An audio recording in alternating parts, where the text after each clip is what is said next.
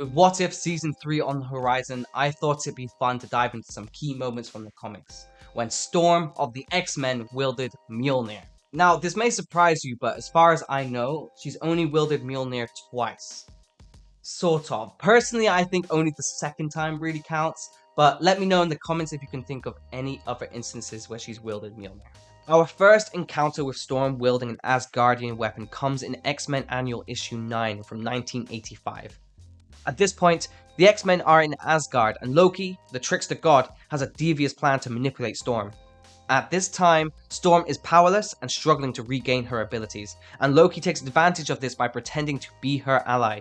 He gives her the Cloak of Golden Feathers, which grants her the ability to transform into a falcon and, in turn, fly once again. Storm is overjoyed by this new power and the attention she's receiving in Asgard, so much so that she considers leaving Earth behind, even though it means parting with her X-Men teammates. But, of course, Loki's true intentions aren't so kind. After Loki battles the X-Men, Storm, believing they're imposters trying to deceive her, joins the fight. Loki continues to manipulate her, convincing her that the others want to tear her away from the happiness she's found in Asgard. During a banquet, Storm is presented with a powerful weapon, Storm Chaser, which is essentially a replica of Mjolnir, capable of returning her powers and making her the goddess of thunder. However, it's also filled with Loki's manipulative magic. When Wolverine tries to stop her, Storm blasts him with a powerful surge of energy, but Wolverine withstands it, and this moment finally convinces Storm that he's the real Wolverine, so she begins to question her loyalty to Loki. After the X-Men defeat Loki, Storm agrees to return to Earth, leaving behind all magical weapons, including Storm Chaser.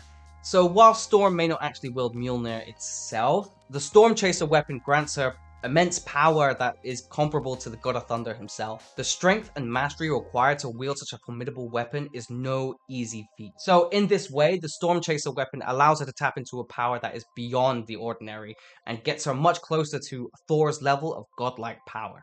Fast forward to X-Men, To Serve and Protect, Issue 3 in 2010.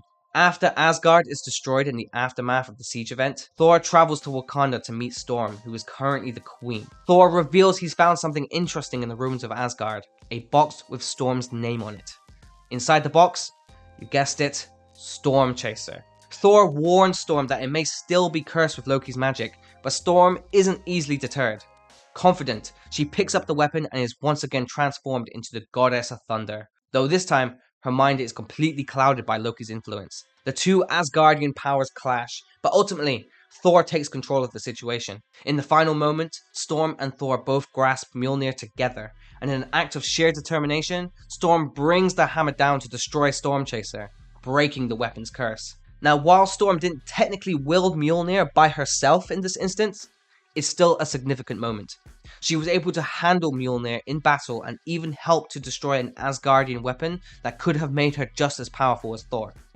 So does Storm really count as worthy? Storm's moments with Asgardian weaponry definitely show that she's capable enough to wield a god's weapon. But the question remains, could she independently lift Mjolnir on her own? It's a compelling thought.